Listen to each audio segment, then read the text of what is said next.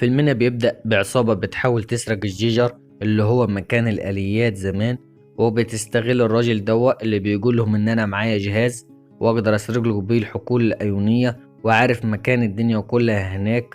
فالعصابة بتاخده وبتأجره علشان خاطر يسرق لها المكان، وهو بيقنعهم إن هو بيعرف ويعمل وبيسوي، لكن هو ما بيطلعش يعرف أي حاجة، مجرد إنه معاه جهاز وبيحاولوا يضربوه بالنار. فهو بيهرب منهم وبيلاقي ان اللي سرقت الحقول الاولانيه دي واحده عامله انسان آلي، وبيشاء القدر انه بيخش معاه في الانسان الآلي بتاعها وبيحاولوا يهربوا. بس الانسان الآلي الاكبر منه اللي هو الجفرمنت الحكومه بتحاول تمسكهم ما بتعرفش، بس في الاخر بتكهربهم لانها بتزهق منهم.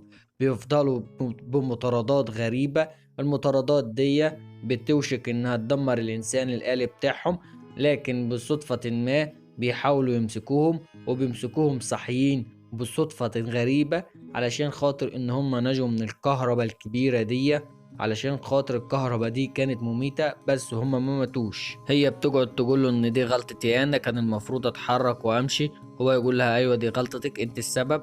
فبياخدوا الراجل ده وياخدوه في الأوضة اللي هي موجودة في السجن.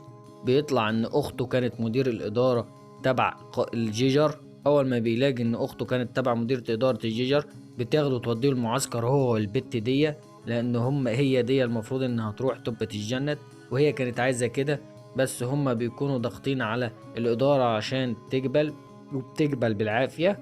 وبعد ما بتقبل بتيجي هي وبتقول له انت ازاي لما انت ابوك كان الرئيس اللي هناك، ازاي ما تقولش ان ابوك كان الرئيس؟ فبيسيبها وبيروج مخه منها.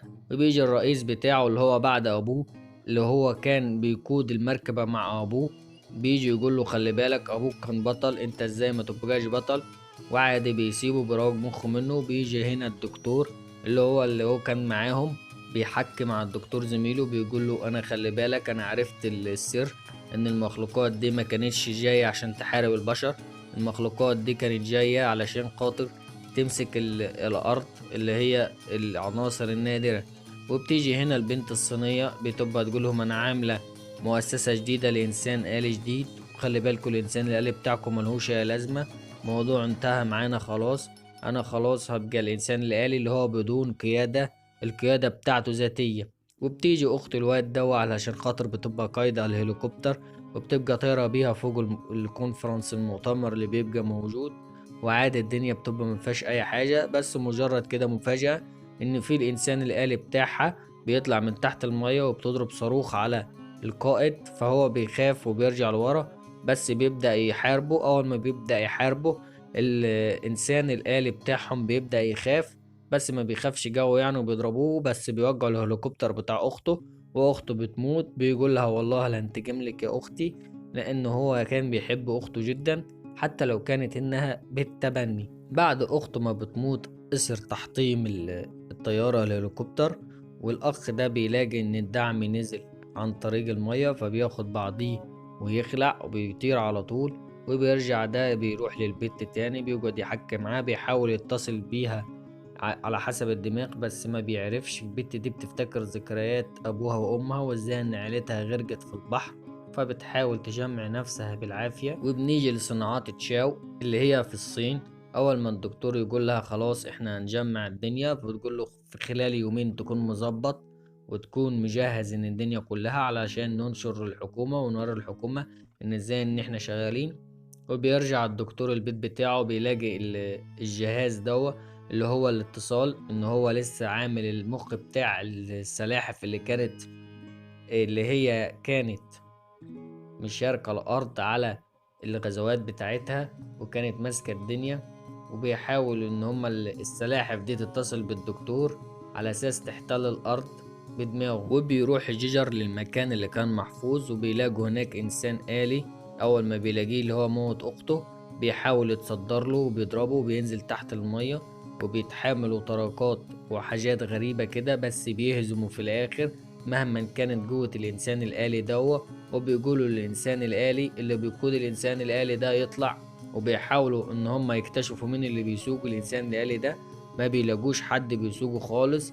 وبيطلع ان هم حاطين له عجل كده في راسه زي المخلوقات اللي كانت موجودة، بيصدموا اول ما بيصدموا كده من الحوار اللي كان داير، فبيروحوا المؤسسة بيقولوا ده كان في عجل داير الإنسان الآلي دوا، مش حاجة غريبة.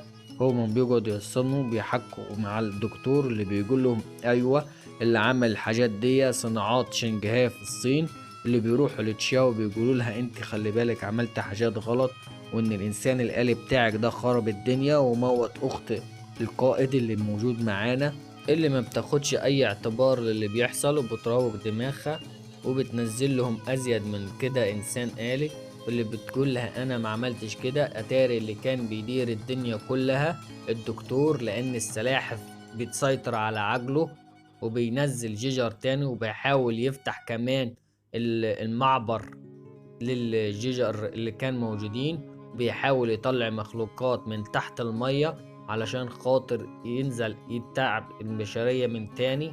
اللي بتلحق الدنيا كلها هي الدكتورة اللي هي موجودة في تشاو في الصين، رئيسة المركز كله. بتقول له تعالى انا عاملة باك اب وعاملة ملفات علشان خاطر اقدر اخش، لانها ما كانت شاكة في الدكتور.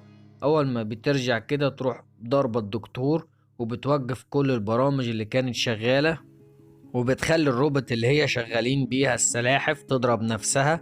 أول ما بتضرب روبوت نفسها بتموت، وبترجع للفجوة وبتروح قفلاها، بتموت كام جيجر كده كانوا موجودين. للأسف بيبقى فيه 2 مخلوقين اتهربوا من المية لأن الوقت ما لحقهاش وهي بتقفل في الفجوة، فبيحاولوا الجيجر ان هم يلموا نفسهم من الاخر علشان خاطر يحاربوا المخلوقات اللي نزلت دي. وبيبقى حصل دمار كتير وناس كتير اتأذت وناس كتير ماتت، بس بيقدروا يلموا نفسهم ويقدروا يجيبوا المعدات تاني. بيبدأ القائد يقول لهم انا عايز تقارير، فبيقولوا له ان في حاجات كتيرة اتكسرت وحاجات وحصل ويقول لهم لا لازم تقولي لي واحدة واحدة. بيقولوا له 1 2 3، اولا ان الانسان الآلي بتاعنا اتكسر، ثانيا المعدات كلها اتكسرت، ثالثا المواقع كلها اللي عندنا مش عارفين نجيبها من الGPS. وبتجيلهم تشاو وبتقول لهم انا اتخدعت زيكم وحاجات ناس كتيرة عندي اتأذت واتضربت، لكن انا هقف اساندكم. وبيجي في البطل ده اللي بيجمع الجنود بتاعته بيقول لهم احنا لازم نطلع ننقذ البلد دي ونمسكها بيد من حديد. وبتزود لهم الانسان الآلي بتاعهم بأدوات نفاسة اللي بتخليهم يطيروا من المكان للحدث عشان يلحقوا الجيجر دي قبل ما يعدوا ويلحقوا المخلوقات اللي هناك، ويروحوا يتصدموا بيلاقوا مخلوقات كبيرة هم مش قدها خالص ومش عارفين يحاربوها، بس بيقدروا يتغلبوا عليه وبيضربوه. بس للأسف الدكتور اللي موجود هناك بيطلع إنسان آلي تاني من الجمعية بتاعة تشاو. أول ما بيطلع الإنسان الآلي ده اللي في الجمعية بتاعة تشاو بتروح للجيجر، أول ما بتمسك الجيجر بتضرب فيهم، بتروح للمخلوق وبتديه لحمات وبتحاول تجويه وبتخليه أكبر مكان 10 أضعاف وبتجويه على الجيجر. بيبقى المخلوق ده فوق الإنسان الآلي وبيضربهم واحد ورا التاني والتالت والرابع وبيهزمهم. ما بيبقاش غير الجيجر اللي هو فيه القائد. الجيجر اللي فيه القائد بيبقى شغال، لكن القائد نفسه بيبقى متصاب ومش عارفين يعملوا ايه. بيبقى فيه مساعد القائد عايش موجود بس مش هيقدر يشتغل لوحده، لانه الانسان الآلي محتاج ل2 فردين انسان طبيعي علشان يسوقوا. فبتروح البت دي بتتطوع بتقول انا هاجي اسوق معاك الجيجر الآلي، بيقول لها تمام تعالي، وبيطلعها خالص وبيعدي لانه هو الانسان الوحيد ما بيقدرش يسوق الانسان الآلي الجيجر لانه الضغط هيدمر عقله. فالبت دي بتروح تسوق معاه وبتعدي بيه وتقف رئيسة تشاو اللي بتلحم له صاروخ في اليد. اول ما بتلحم له صاروخ هو بيطير بيه لحد الفضاء، بيحاول يوصل لاي نقطة عالية علشان ياخد الانسان الآلي ويرميه يقذفه على اللي هو بيقذف الجيجر على المخلوق اللي طالع من تحت البحر. والمخلوق اللي تحت البحر كان خلاص قرب الوصول، بس بينقذ العالم كله وبتنقذه هي تشاو، بتاخده وبيروح للدكتور ويقول له احنا اللي هنروح للمخلوقات المرة الجاية.